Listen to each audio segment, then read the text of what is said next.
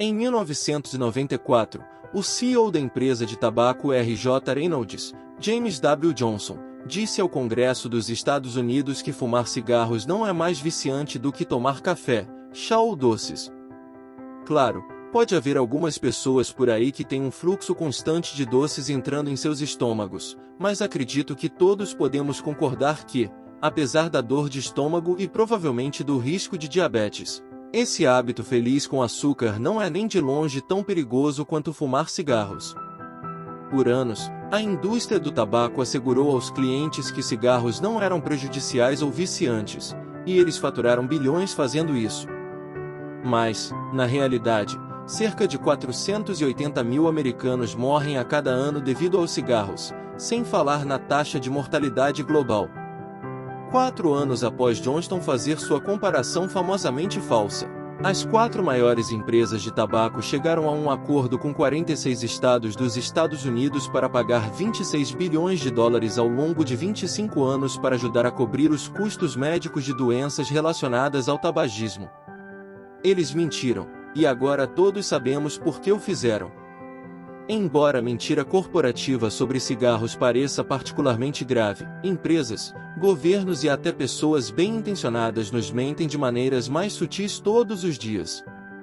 Pense nas entrevistas de emprego que você pode ter tido. Você pode ter ouvido a frase "nossos funcionários são nosso ativo mais valioso", e provavelmente é bom ouvir isso. Você quer trabalhar em um lugar que valoriza você. No entanto, demissões acontecem o tempo todo. Claro, geralmente são disfarçadas como reorganizações ou algum outro jargão corporativo para informar que você simplesmente não é mais necessário. Não é pessoal, é apenas negócios. E mesmo quando você mantém seu emprego, os salários permanecem estagnados e, às vezes, até diminuem com os altos e baixos da economia. Basta observar a onda de greves ao redor do mundo neste verão, com sindicatos como o United Auto Workers proclamando que os funcionários claramente não são o ativo mais valioso de uma empresa. Essas declarações por parte das corporações visam fazer os funcionários se sentirem ouvidos e respeitados, semelhantes a afirmações como suas respostas serão confidenciais quando você é solicitado a fazer uma pesquisa sobre o desempenho da empresa ou de sua equipe. Pode parecer suspeito. Será que realmente é? Provavelmente não, porque as empresas não são legalmente obrigadas a respeitar declarações de confidencialidade, elas tendem a contornar leis que as obrigariam a manter as informações dos funcionários em sigilo. A gestão, em qualquer nível, provavelmente está analisando as declarações confidenciais que você faz em uma pesquisa ou em qualquer outro lugar. E quanto à meritocracia? Quantas vezes você ouviu dizer que sua empresa ou equipe é uma meritocracia, onde os indivíduos mais talentosos, inteligentes e trabalhadores sobem ao topo? É bom acreditar nisso, porque nos faz sentir que, se trabalharmos muito e desenvolvermos nossas habilidades, seremos promovidos, teremos aumentos e avançaremos da maneira que sempre esperamos. Mas, sendo realista, independentemente da indústria em que você está trabalhando, essas promoções e aumentos muitas vezes têm mais a ver com networking e conexões do que com trabalho árduo. Às vezes, os melhores candidatos são recompensados, mas em muitos casos, tudo se resume a quem você conhece, aos relacionamentos que você construiu no trabalho ou aos que trouxe consigo. Então, trabalhe duro, mas também faça conexões. Esses tipos de mentiras corporativas são coisas gerais que as empresas dizem para manter os trabalhadores felizes. No entanto, existem mentiras mais específicas, mentiras destinadas a persuadir os funcionários de uma determinada posição. As empresas gostam de nos fazer pensar que nossos empregos dependem de baixos impostos corporativos, e é verdade que as taxas de impostos corporativos ao redor do mundo tendem a ser altas. Mas, mesmo nos Estados Unidos, onde é de 35%, na verdade é mais baixo do que em muitos outros países ao redor do mundo. As corporações desenvolveram sistemas de créditos fiscais e subsídios para evitar pagar essa quantia ou algo próximo disso. A alegação de que uma baixa taxa de imposto corporativo leva a mais empregos para os trabalhadores é principalmente uma farsa, assim como a afirmação de que sindicatos levam empregos para o exterior. E sim, os sindicatos levam a custos trabalhistas mais altos, mas milhões de empregos não sindicalizados também são enviados para o exterior. Então, o problema realmente não está na sindicalização, mas no poder da globalização.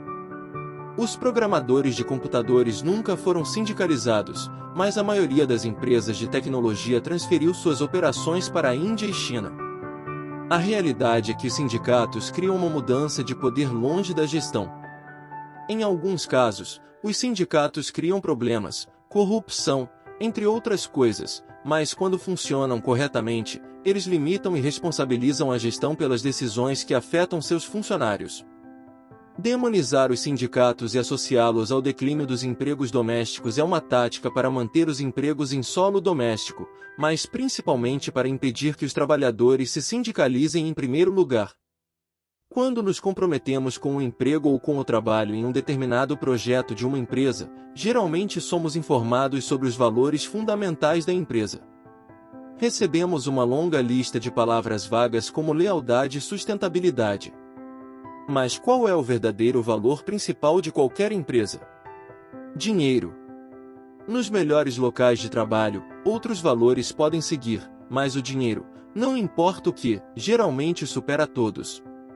As empresas podem doar para causas beneficentes, mas principalmente porque melhora a imagem da empresa e ajuda na dedução de impostos.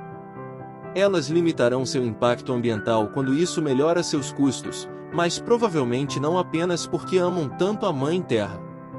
O uso de valores fundamentais é um exemplo da lei da relevância inversa, que nos diz que quanto menos alguém planeja fazer algo, mais fala sobre isso.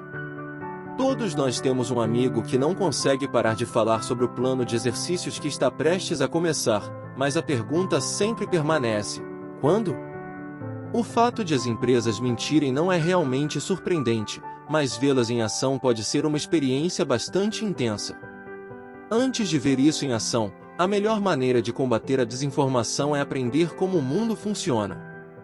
Por exemplo, ao aprender como a inteligência artificial funciona, podemos entender quando as empresas estão se escondendo sob esse termo para realizar suas práticas comerciais obscuras. As empresas não têm a obrigação legal de respeitar declarações de confidencialidade, elas tendem a contornar as leis que as obrigam a manter as informações dos funcionários em sigilo. A administração, em qualquer nível, provavelmente está observando as declarações confidenciais que você faz em uma pesquisa ou de outra forma. E quanto à meritocracia, quantas vezes você ouviu dizer que sua empresa ou equipe é uma meritocracia, onde os mais talentosos, os mais inteligentes e os mais trabalhadores sobem ao topo? É bom acreditar nisso, pois nos faz sentir que, se trabalharmos duro e desenvolvermos nossas habilidades, seremos promovidos, teremos aumentos salariais e avançaremos da maneira que sempre esperamos. Mas sendo realista, em qualquer setor em que você trabalhe, essas promoções e aumentos muitas vezes têm mais a ver com networking e conexões do que com trabalho árduo real. Às vezes, os melhores candidatos são recompensados, mas em muitos casos, tudo se resume a quem você conhece, aos relacionamentos que construiu no trabalho ou aos que trouxe para o trabalho. Portanto, trabalhe duro, mas também faça conexões. Esses tipos de mentiras corporativas são coisas que as empresas dizem para manter os trabalhadores felizes, mas há mentiras mais específicas, mentiras destinadas a persuadir os funcionários de uma certa posição. As empresas gostam de nos fazer pensar que nossos empregos dependem de baixos impostos corporativos, e é verdade que as taxas de impostos corporativos ao redor do mundo tendem a ser altas, mas mesmo nos Estados Unidos, onde é de 35%, é na verdade menor do que em muitos outros países ao redor do mundo. As corporações desenvolveram sistemas de créditos fiscais e subsídios para evitar pagar essa quantia ou algo próximo a isso. A alegação de que uma baixa taxa de imposto corporativo gera mais empregos para os trabalhadores é principalmente uma farsa, assim como a afirmação de que sindicatos levam empregos para o exterior. Sim, os sindicatos aumentam os custos trabalhistas, mas milhões de empregos não sindicalizados também são enviados para o exterior, então o problema não está realmente na sindicalização, mas no poder da globalização.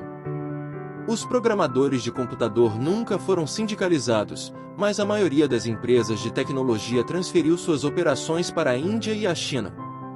A realidade é que os sindicatos criam uma mudança de poder longe da administração. Em todos os casos, os sindicatos criam problemas, incluindo corrupção, entre outras coisas. No entanto, quando funcionam corretamente, eles limitam e responsabilizam a administração pelas decisões que afetam os trabalhadores.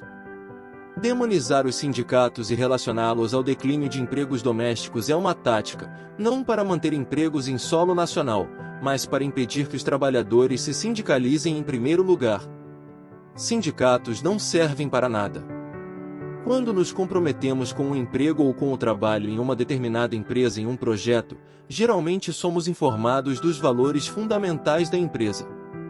Recebemos uma longa lista de palavras vagas como lealdade e sustentabilidade, mas qual é o verdadeiro valor principal de qualquer empresa? Dinheiro. Nos melhores ambientes de trabalho, outros valores podem seguir, mas o dinheiro, não importa o que, geralmente supera.